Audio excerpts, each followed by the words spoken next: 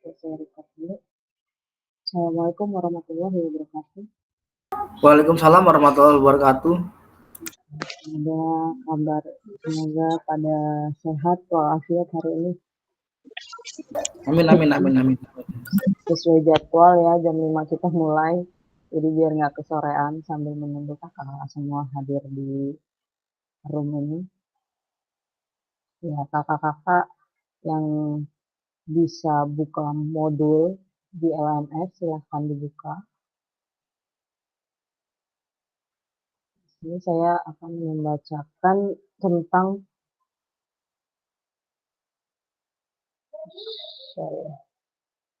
modul. Hari ini kita modul 1.4 ya kakak-kakak. Tentang isu-isu sosial dalam PJOK. Bentar saya share screen dulu.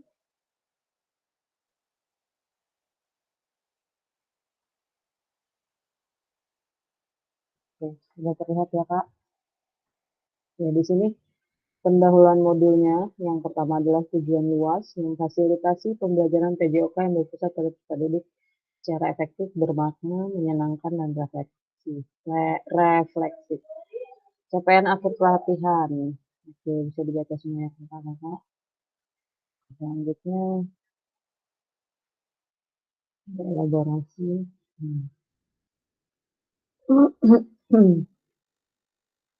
Di sini ada glosariumnya, ada bias, dialektika, esensi, feminin, marginalisasi, maskulin, paradigma, patriarki, praksis, stereotype, terminologi, dan wacana. Sambil dibuka kalau kakak-kakak yang bisa membuka LMS-nya, sambil membuka. Pengantar modul 1.4. Di sini sebagai sebuah upaya untuk meningkatkan kualitas kehidupan manusia. Pada kenyataannya, proses penyelenggaraan program pendidikan yang dilakukan senantiasa mendapat berbagai tantangan yang harus dihadapi. Di sini ada berbagai macam perangkat sosial lainnya, merupakan faktor yang mempengaruhi pembentukan jati diri seorang manusia. Pada akhirnya, hal itu mendorong munculnya berbagai bentuk perbedaan individual atau individual diferensiasi yang dalam perkembangannya akan muncul berbagai persoalan dalam pendidikan. Kemampuan sistem atau proses pendidikan yang mampu mengakomodir dan mentoleransi segala macam bentuk perbedaan inilah yang selanjutnya dimaknai sebagai sistem relatif terbuka. Habis nggak? Selanjutnya adalah perbedaan individu yang sering muncul menjadi faktor penghambat belajar, tidak hanya muncul karena perbedaan kelengkapan dan fungsional tubuh semata. Lebih lanjut, banyak elemen-elemen metafisis peserta didik dalam konteks individual maupun sosial yang seringkali muncul menjadi persoalan yang lebih besar dalam proses pendidikan. Elemen-elemen metafisis yang dimaksudkan diantaranya adalah gender, keyakinan agama, norma, nilai budaya, bahkan juga estetika dan performatif. Namun dengan memahami beberapa hal terkait isu sosial yang berkembang dan mempengaruhi proses pembelajaran PJOK di sekolah, diharapkan selanjutnya Bapak atau Ibu guru akan memiliki kepekaan dan ketajaman analisis untuk dapat membantu penyelesaiannya. Dengan demikian diharapkan nantinya proses pembelajaran PJOK di sekolah akan menjadi lebih efektif dan bermakna.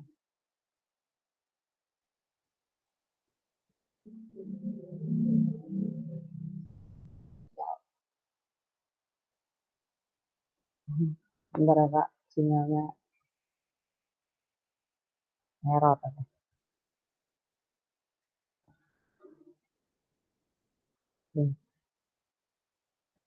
Eksklusivitas pendidikan jasmani dalam dominasi wacana olahraga. Di sini ada Sebelum Bapak Ibu menyimak modul belajar ini, aku refleksi sejenak dengan menjawab pertanyaan pemantik di bawah ini. Harapannya hati dan pikiran Bapak Ibu masuk dalam konteks berdasarkan pengalaman, sehingga konten modul ini lebih relevan dan kontekstual. Sejauh pengalaman Bapak Ibu mengajar, apakah sering kali mengamati fakta-fakta berikut? Apa yang Bapak Ibu guru lakukan untuk mengukur keberhasilan yang dijalani oleh para peserta didik dalam kegiatan pembelajaran kegiatan? Kakak-kakak, silahkan. Saya akan membagi breakout room. Kakak-kakak bisa menjawab semua pertanyaan ini. Ada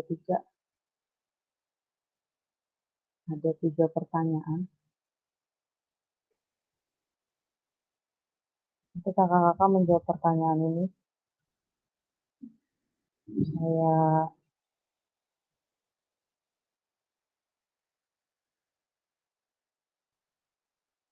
screenshot di WhatsApp group.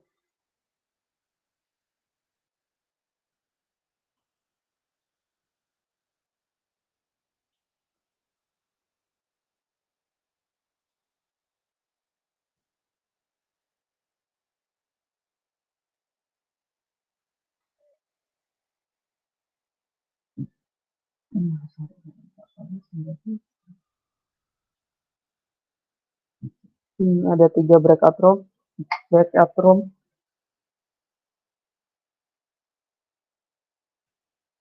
Dua, dua, dua, dua, dua, dua. Dua kebanyakan.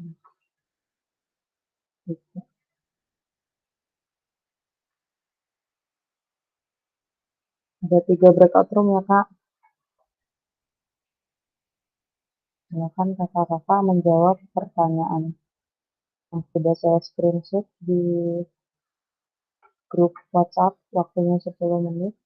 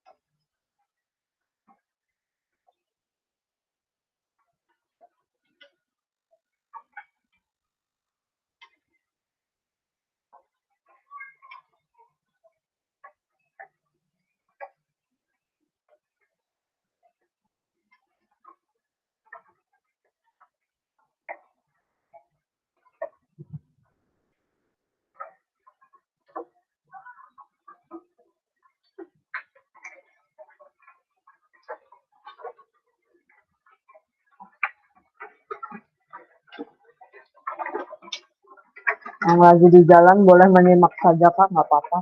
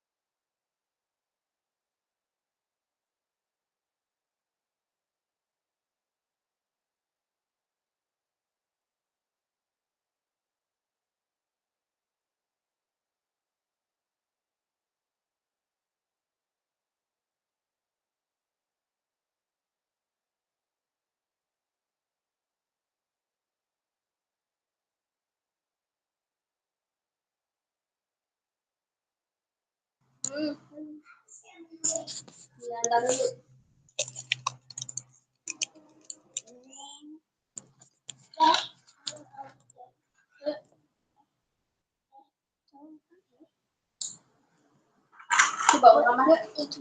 loh, ada gempa. Ada gempa bu.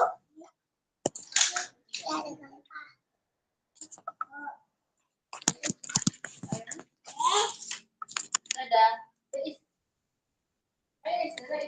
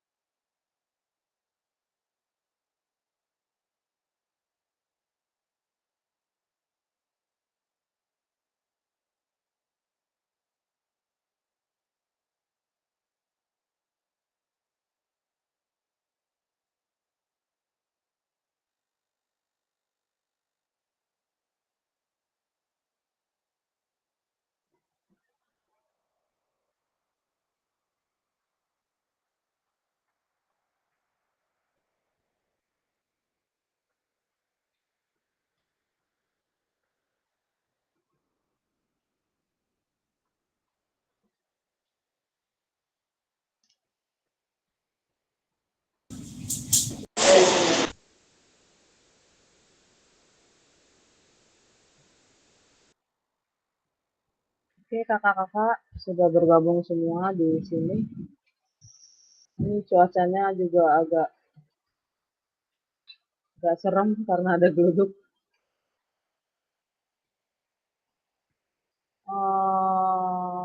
Tadi di breakout room 1 ada Kak Suwanda. Boleh salah satu mempresentasikannya, Kak?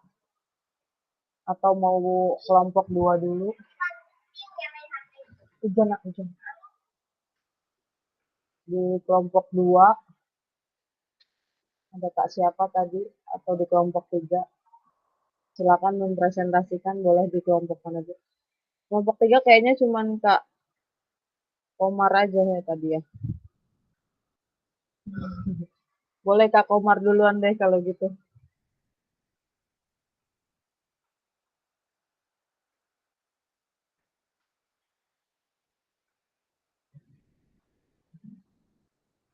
Silakan Kak Komar mempresentasikan Kak Komar dari pertanyaan tadi.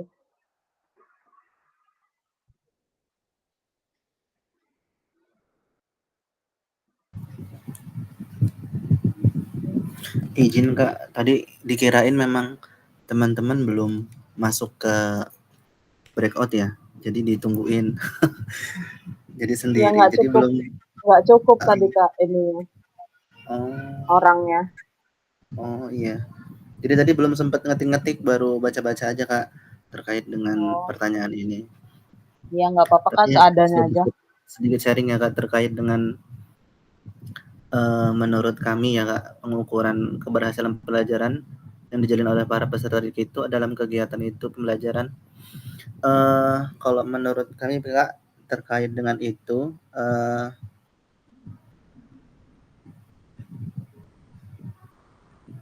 kalau dari kita itu pengukurannya lebih ke prestasi Kak, untuk pembelajaran PJOK di sekolah, gitu ya Kak.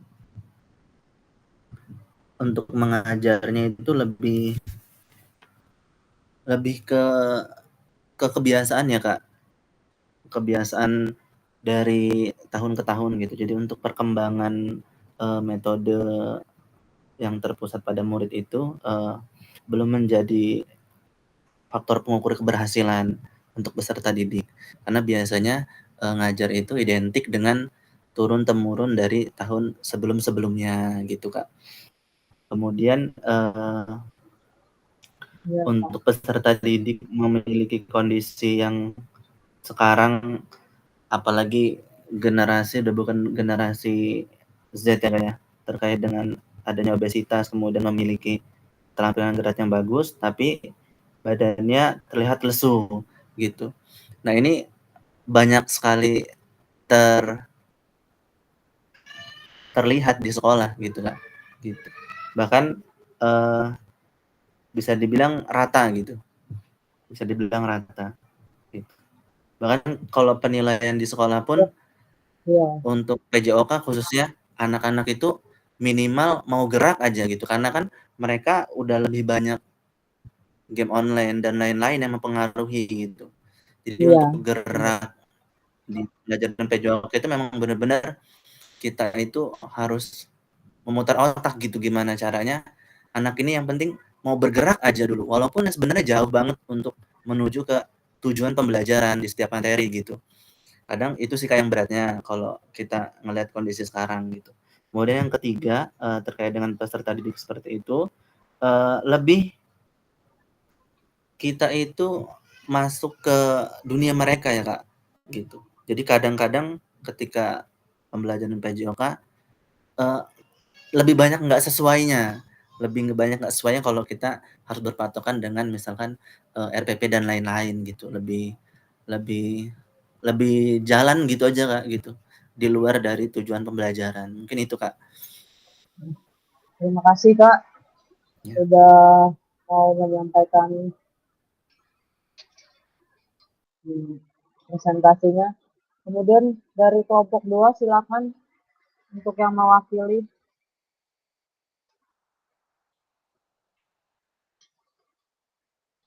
Ada dari kelompok 2.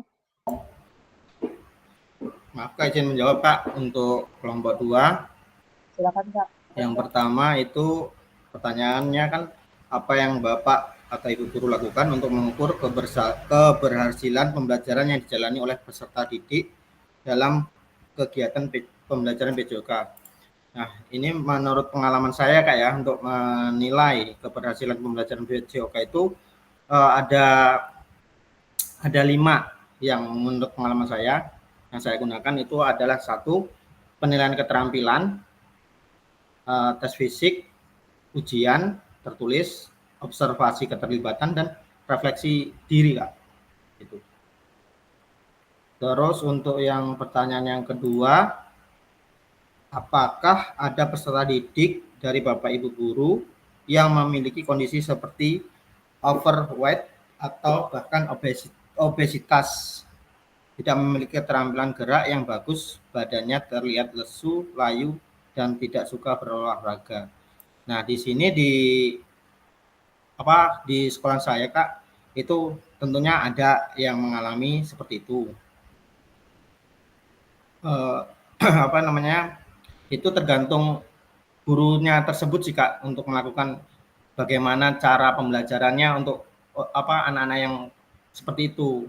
Apakah kita membuat mereka nyaman untuk olahraga atau bagaimana? Itu seperti itu Kak. Terus yang pertanyaan yang ketiga itu ini tadi. Jika ada peserta didik, jika ada peserta didik Bapak atau Ibu dalam kondisi di atas, bagaimana kemudian Bapak Ibu memperlakukannya dalam proses pembelajaran PJOK. Jadi kalau untuk permasalahan obesitas itu, ya itu tadi Kak, saya menerapkan beberapa pendekatan Kak kepada si siswa tersebut, seperti pendekatan inklusif, penyusunan kegiatan, dukungan emosional, edukasi tentang kesehatan, sama mengembangkan keterampilan agar si anak tersebut itu fokus dalam pengembangan keterampilan dasar agar lebih percaya diri gitu Kak dalam beraktivitas.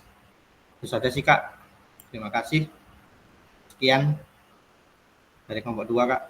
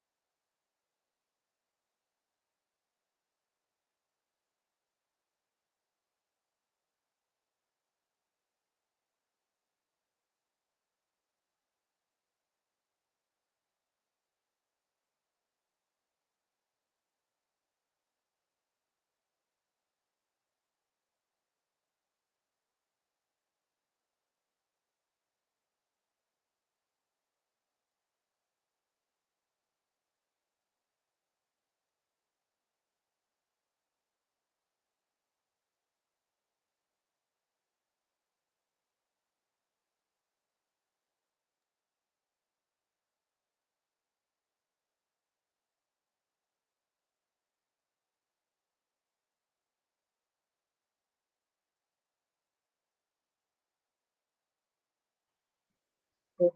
Kita bahas ya Kak ya tentang apa yang Bapak Ibu guru lakukan untuk mengukur keberhasilan. Sebenarnya banyak sih yang kita bisa ukur dari keberhasilan. Tapi kan balik lagi kayak kata Kak Komar tadi, yang penting anak itu mau gerak aja kita ngerasa sudah berhasil, seperti itu kan. Jadi selain mereka bisa melakukan apa yang kita ajarin, apa yang kita praktekin gitu kan, itu sudah bisa mengukur keberhasilan. Yang kedua adalah apakah ada peserta Bapak Ibu guru yang memiliki kondisi seperti overweight atau bahkan obesitas, tidak memiliki keterampilan gerak yang bagus, badannya terlihat lesu, layu. Banyak, banyak ya Kak ya jawabannya. Pasti ada di setiap sekolah itu anak-anak seperti itu. Ya itu tadi sebenarnya balik lagi ke yang pertanyaan nomor 3, apa yang harus kita lakukan, seperti yang kata Kak Bagus tadi sampaikan, memang harus ada pendekatan khusus. Jadi ya memang harus kita edukasi tentang tubuh dia yang obesitas, overweight, terus kadang lesu, kadang nggak mau olahraga gitu. Memang kita harus pendekatan khusus. Kita kasih edukasi, kita kasih masukan, tapi tetap kita memperlakukannya sama ya Kak ya. Maksudnya sama-sama kalau misalnya prakteknya apa ya dia juga harus melakukan gitu. Jadi sampai sini udah bisa kita lihat ya Kak ya. Jadi ini sudah bisa terjawab. Selanjutnya adalah kita buka kembali. Nah, di sini ada situasi. Di sini sudah menjawab ya Kak Tias, Kak Suhendro, Kak Omar, Kak Ari, Kak Tri, Kak Joko, Kak Dia, Kak Bagus, nah, Kak Deswikal, habis. Nah, di sini pada belum menjawab semua. Kakak-kakak sebaiknya kalau ada pertanyaan-pertanyaan kayak gini yang mengerjakan di LMS yang hanya langsung mengerjakan di LMS, silakan dikerjakan ya kakak-kakak. Jadi nanti di situ ada tulisannya berpartisipasi. Jadi memang sangat sangat penting juga ini dikerjakan gitu. Nah, kita lihat yang situasi pertama.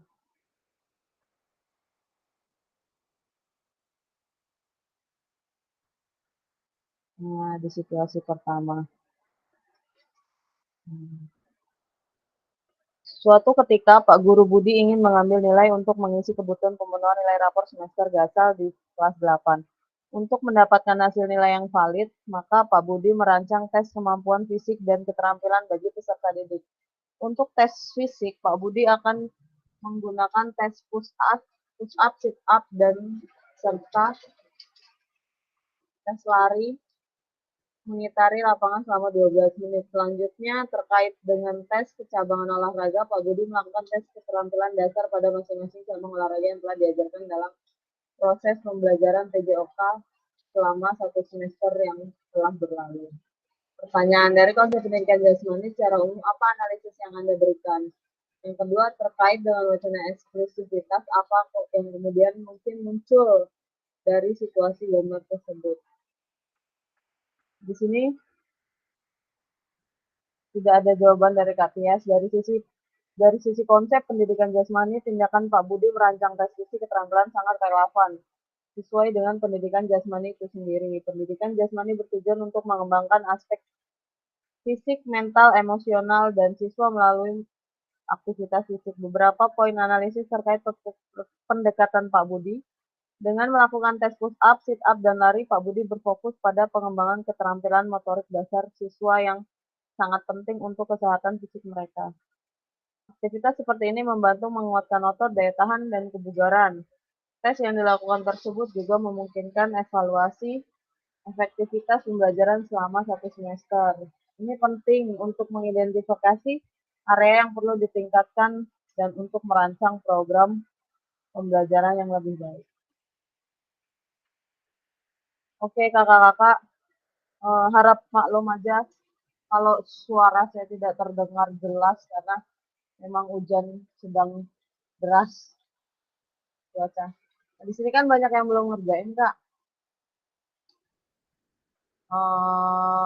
Bisa sambil dikerjakan dulu, sambil kita ngabisin waktu, bisa dibuka LMS-nya. Di sini baru beberapa yang menjawab.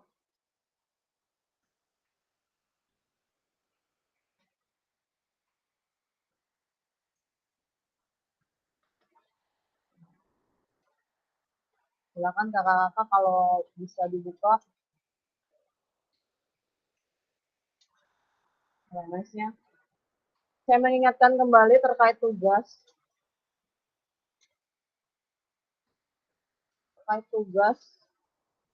Yang masih belum, silahkan dikerjakan. Saya tidak akan bosan mengingatkan kata-kata ya.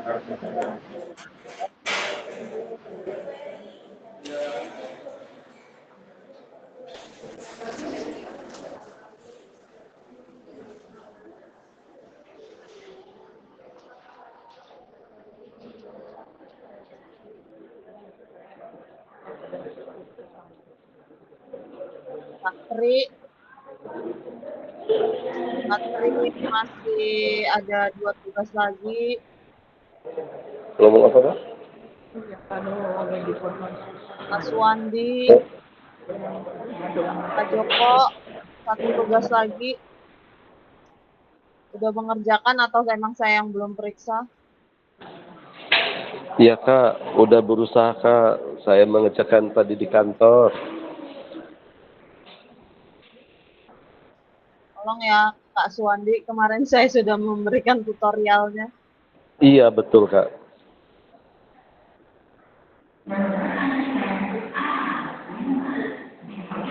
Pak Joko, 1 tugas lagi yang belum dikerjakan ya, Kak. Di 1.2D. Tentang aset ya, Kak.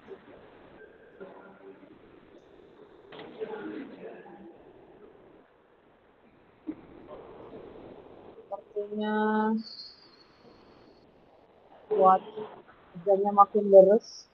Agak serem juga ngidupin laptop sama HP. Tiba-tiba jedar aja.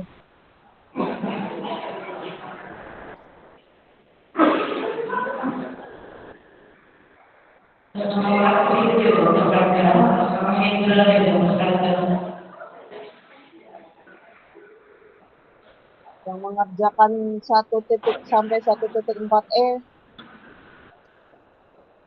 hari ini bisa dikerjakan, yang belum terlihat ya, Kak.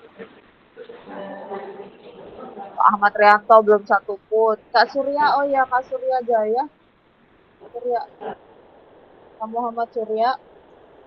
Ini tugas 1.D2 yang pertama framework itu belum dikerjakan. Tinggal 1 tugas lagi. Pak Joko juga 1 tugas lagi. Patri 2 tugas lagi.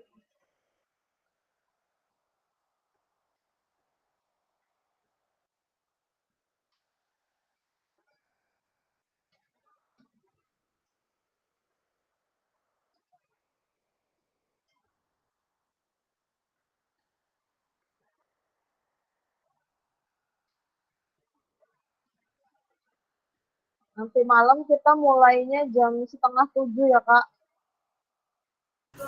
Siap. 6:30 habis sholat maghrib kita siap-siap. Jadi nggak nggak kemalaman, bisa ngerjain tugas PPG sambil mengerjakan tugas PPG.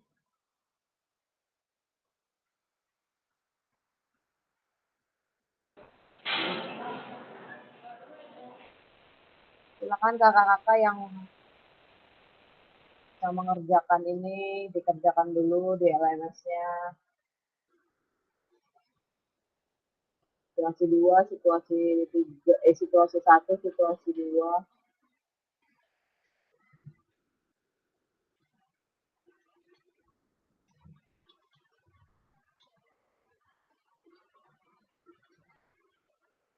Nah, di sini bisa di-download ya, Kak, untuk modul isu-isu dalam PJOK. Sebenarnya nanti juga kita dapat sih, Kak, dapat modul-modul ini. Tapi untuk arsip kita,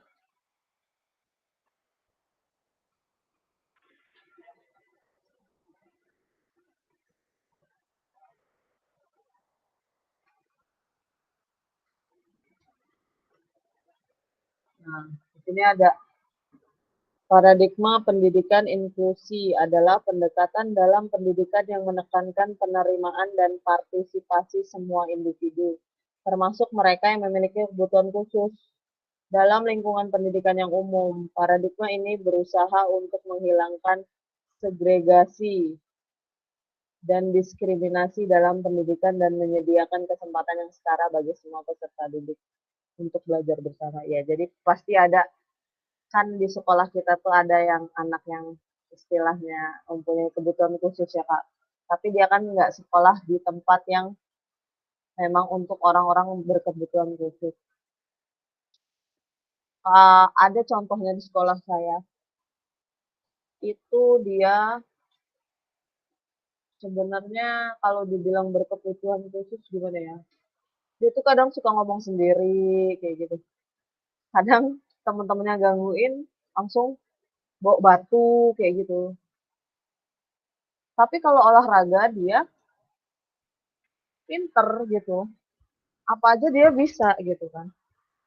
Jadi ya saya apa namanya, memperlakukan dia tuh ya sama aja sama semuanya. Jadi saya nggak nganggap dia tuh berkebutuhan khusus. Ada lagi yang mohon maaf kalau bisa dibilang cacat ya Kak ya. Cacatnya itu pernah saya punya siswa yang kakinya buntung. Tapi dia aktif sekali dalam, dan dia tuh nggak mau dibedain. Memang saya tidak pernah membedakan gitu kan. Main bola ya dia main bola. Paling semangat dia malah main bola. Padahal kan kakinya cuma satu gitu. Dia bawa tongkat gitu. Artinya kan di sini di dalam isu dalam PJOK ini kan di sini kita harus menyediakan kesempatan yang setara bagi semua peserta didik. Jadi intinya kita memang nggak boleh ngebedain karena memang dia sekolahnya di tempat yang umum gitu kan, bukan di tempat yang khusus. Kalau dia sekolah di tempat yang khusus mungkin memang ada perlakuan khusus gitu. Tapi kalau dia sekolah di tempat kita yang umum ya kita samain aja gitu sama yang lain gitu. Jadi nggak ada perbedaan. Jadi dia juga ngerasa kayak nggak terasingkan gitu kan. Anak-anak zaman sekarang ini kan mentalnya mental apa ya? Kalau bisa dibilang mentalnya lemah, dibully dikit gaduh orang tua gitu kan. Diomongin dikit nangis gitu. Nggak kayak kita zaman dulu gitu kan. Nah, di sini beberapa prinsip utama dari paradigma pendidikan inklusi meliputi penerimaan. Semua peserta didik diterima dengan baik dan diperlakukan sebagai anggota yang berharga. Dalam komunitas pendidikan tidak ada diskriminasi berdasarkan kebutuhan atau kemampuan. Yang kedua adalah partisipasi. Semua peserta didik diharapkan untuk terlibat aktif dalam kegiatan pembelajaran dan kehidupan sekolah.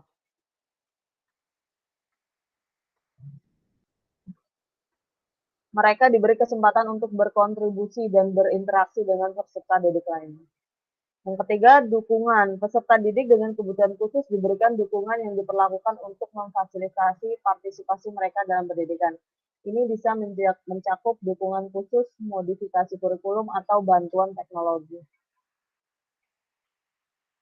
Yang selanjutnya adalah kolaborasi. Guru, staf, sekolah, orang tua, peserta didik bekerja sama untuk menciptakan lingkungan yang inklusif. Kolaborasi antara semua pihak penting untuk memenuhi kebutuhan individu dan mencapai tujuan pembelajaran.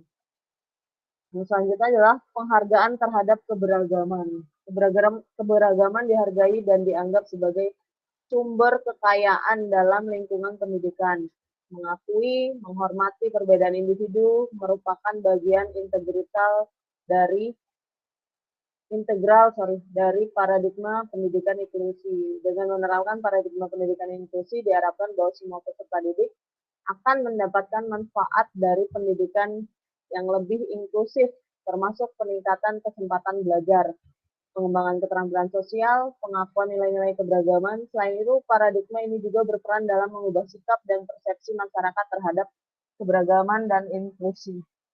Dalam tema pembelajaran kali ini, ranah inklusi lebih difokuskan pada ragam diferensiasi peserta didik yang disebabkan karena sifat-sifat yang menetap pada diri individu, baik fisik maupun psikis yang diakibatkan karena penyakit maupun bawaan. Secara khusus, ruang kajian diferensiasi dibatasi pada ruang disabilitas.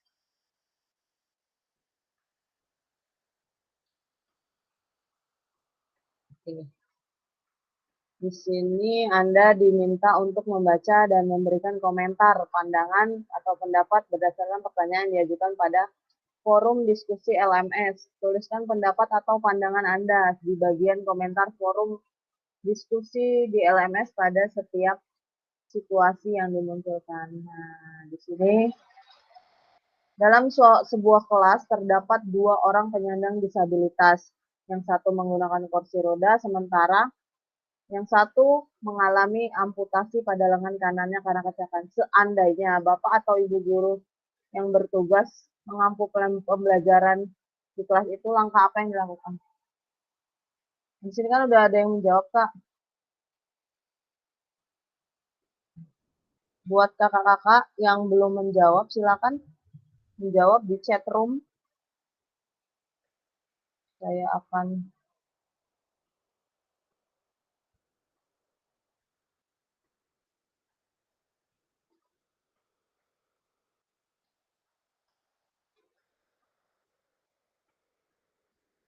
kakak-kakak bisa menjawab di chat room itu. Sudah saya copy pertanyaannya. Silakan bisa. Ya hujannya tambah deres, petir ya agak ngeri ini Kak. Sebentar lagi kita selesai kok 10 menit lagi.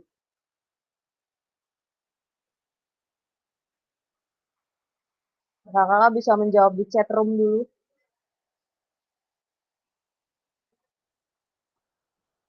Itu di chat room itu mohon izin Kak, bagi yang belum mengerjakan apa yang sudah mengerjakan ya Kak? Boleh Kak, boleh yang boleh semua. Kalau kakak sudah mengerjakan boleh juga menjawab. Ya bisa.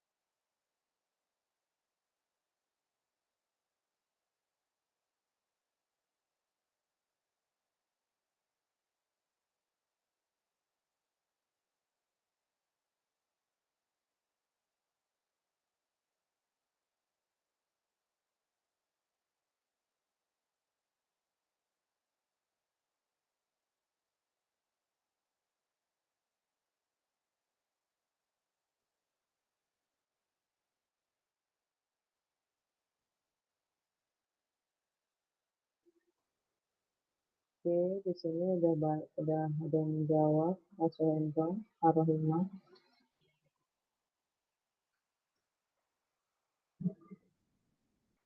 Kak Se. Oke, kakak-kakak yang lain, silakan.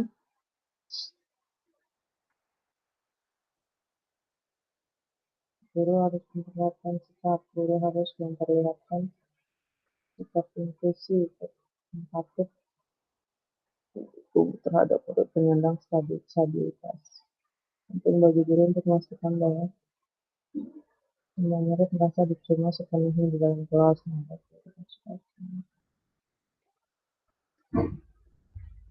Guru harus menciptakan sikap inklusif, empatik, dan mendukung setiap murid penyandang disabilitas termasuk yang menggunakan kursi roda. Penting bagi guru untuk memastikan bahwa semua murid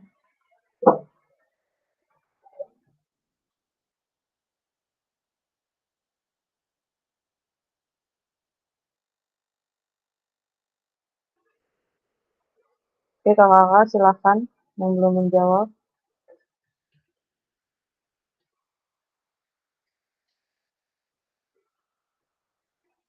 Waktu kita sebentar lagi, nanti kita lanjutkan di jam 6:30, saya mengingatkan kembali.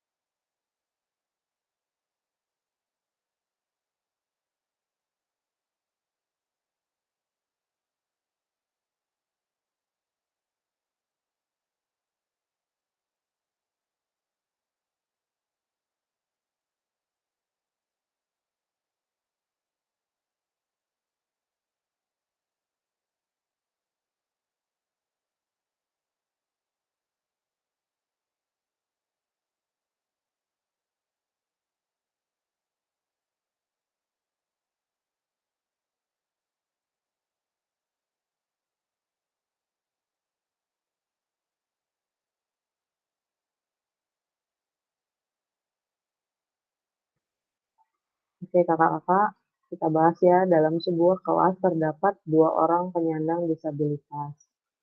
Yang satu menggunakan kursi roda, sementara yang satu mengalami amputasi pada lengan kanan karena kecelakaan. Seandainya bapak atau ibu guru bertugas mengampu belajar di kelas itu, langkah apa yang dilakukan?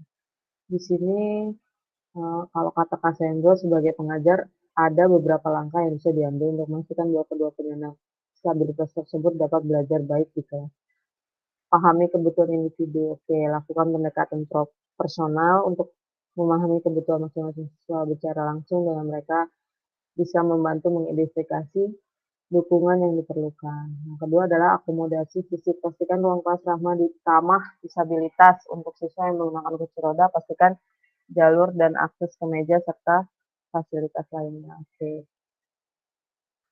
Kalau kata Kak Rohimah, guru harus memperlihatkan sikap inklusif, empatik, dan mendukung terhadap murid penyandang disabilitas. Penting bagi guru untuk memastikan bahwa semua murid merasa diterima sepenuhnya di kelas ya. Jadi tidak dibeda-bedakan ya Kak ya. Menghormati kebutuhan khusus mereka serta memberikan dukungan agar dapat berpartisipasi dan belajar secara optimal. Kak Seh, guru harus memperlihatkan sikap inklusif. Iya, sama jawabannya sama Kak Rohimah ya. Oke. Katia, sebagai guru kita motivasi siswa tersebut tidak membedakan dengan siswa lain karena biasanya kalau kita bedakan mereka akan merasa kecil hati. Betul sekali. Mereka memberi pengertian kepada siswa lain supaya dapat menerima siswa tersebut, tidak mengolok saat gerakan siswa tersebut berbeda dengan yang siswa normal yang lainnya. Oke. Jadi sama semua ya persepsi kita. Intinya tidak membedakan, hanya memberikan ruang khusus, enggak ruang khusus juga sih. Pendekatan, memberikan pendekatan secara inklusif untuk mendapatkan kesempatan yang sama dengan murid yang lain. Oke kakak-kakak, waktu kita cukup sampai di sini. Mengingatkan kembali untuk tugas-tugas kakak-kakak yang belum, silakan dikerjakan.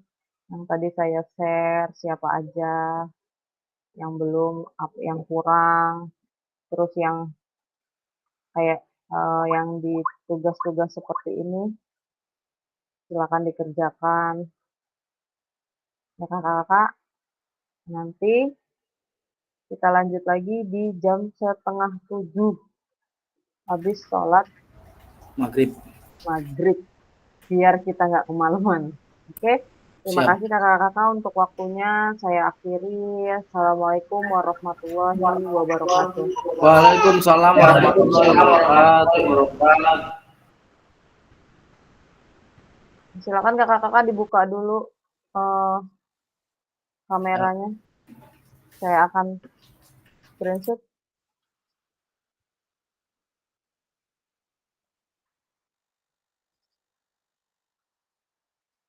Oke. Dengan pose terbaik. 1, 2, 3. Oke, terima kasih semuanya. Semoga nanti malam selalu sehat juga. Sampai bertemu nanti malam. Terima kasih. Kembali. Terima kasih kembali Kak.